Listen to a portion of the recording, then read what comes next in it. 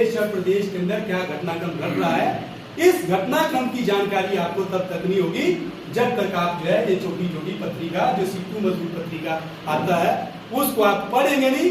पढ़ने के बाद नीचे प्रैक्टिस के अंदर सिखाएंगे नहीं। जैसे आप क्या बोलते जाते हैं आप यूनियनों की मीटिंग के अंदर, क्या दिक्कत है भाई, सारे यहाँ लीडरशिप के लोग हैं।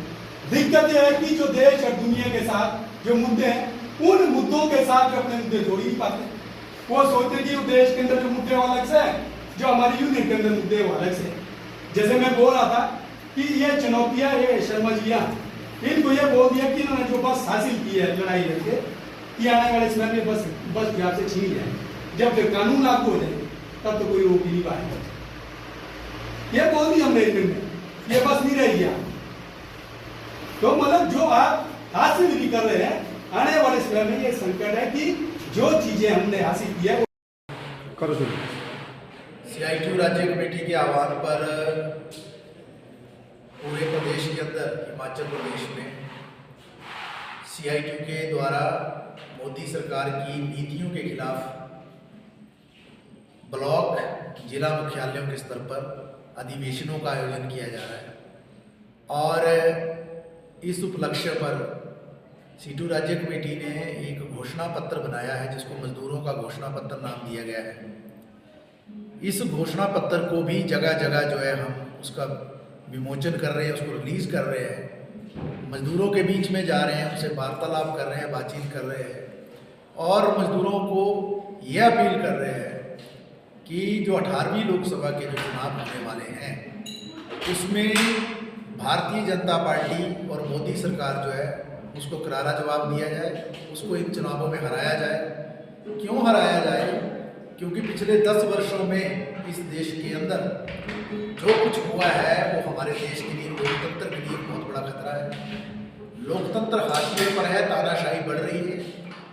साफ देखा जा रहा है कि हमारे देश के अंदर जितनी भी संस्थाएं हैं, ED है, CBI है, SA है या इनकम टैक्स है या दूसरे जो भी संस्थाएं हैं उनका मिसयूज़ किया जा रहा है और जो भी विरोधी पार्टियां हैं उनके ऊपर जो है बदले की भावना से भी कार्रवाई हो रही है। और दूसरी ओर जो मोदी सरकार की गलत नीतियों की जो भी आलोचना करता है, कोई आम नागरिक भी या कोई संगठन भी उसके नेताओं को या उनको जेलों की सलाखों के पीछे ठूसा जा रहा है। हमने पिछले 10 साल में ये भी देखा है कि अच्छे दिन का वायदा किया था इस सरकार ने, लोग लुभावने नारे दिए थे, बहुत सारे शगुफे छोड़े थे, 15 लाख खातों में आएगा, अच्छे दिन आएंगे, मोदी की गारंटी है, काला धन जो है उसको लाएंगे और ना जाने क्या क्या बातें की थी। लेकिन आज हम जो देख रहे हैं एक भी वायदे पर जो है ये सरकार सफल नहीं हो पाई और उल्टा इस देश के अंदर जो है भुखमरी बढ़ी है। जो पूरे दुनिया के आंकड़े आ रहे हैं, जो ग्लोबल हंगर इंडेक्स के जो आंकड़े आ रहे हैं, जो मानवीय सूचकांक के जो आंकड़े आ रहे हैं उसमें हमारी पोजीशन नीचे गिर रही है।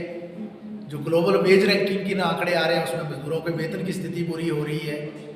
और हम ये भी देख रहे हैं कि जिस तरीके से कोविड काल में जो प्राइवेट कंपनियां हैं स्वास्थ्य महकमे के अंदर, उनके साथ भी जिस तरीके की मिलीभगत की, चुनावी बॉन्ड में, इलेक्टोरल बॉन्ड में जिस तरीके की उगाही की इन्होंने की, हिमाचल प्रदेश में भी उसके छींटे पड़े। जो हमने धौलासिद्ध और सुन्नी डैम परियोजना में देखा कि वहाँ करोड़ों रुपए का लेन देन हुआ, पूरे देश के अंदर सरकारों को डिस्टेबलाइज किया गया, जो संघीय ढांचा है राज्यों के अधिकारों को कुचला गया, केंद्र सरकार ने अपनी मनमानियाँ की, जो पार्लियामेंट है उसको धत्ता बताकर जो है एडमिनिस्ट्रेटिव ऑर्डर्स या कैबिनेट के जरिए जो पूरे लोकतंत्र को हाशिए पर धकेला गया। मजदूरों के 44 श्रम कानूनों को ख़त्म करके 4 लेबर कोड बनाए गए, किसानों पर हमला लगातार किया गया।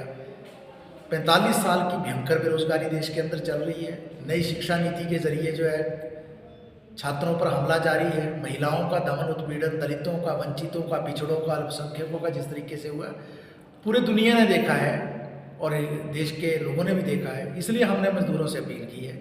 ये अपने अस्तित्व का सवाल है। अगर ये सरकार द्वारा से सत्ता में आती है तो निश्चित तौर से जिस तरीके के अमीरों से मिलीभगत चल रही है और अमीरों के लिए ही इस देश में सारा काम हो रहा है और अंबानी अडानी की सरकार या दूसरे पूंजीपतियों की ये सरकार पूरी तरह से गरीबों के खिलाफ साजिश रच रही है। तो उसके बारे में ही इस अधिवेशन में जो हमने विचार विमर्श किया है और मजदूरों से आह्वान किया है और जो घोषणा पत्र है उसको यहाँ हमने रिलीज़ किया।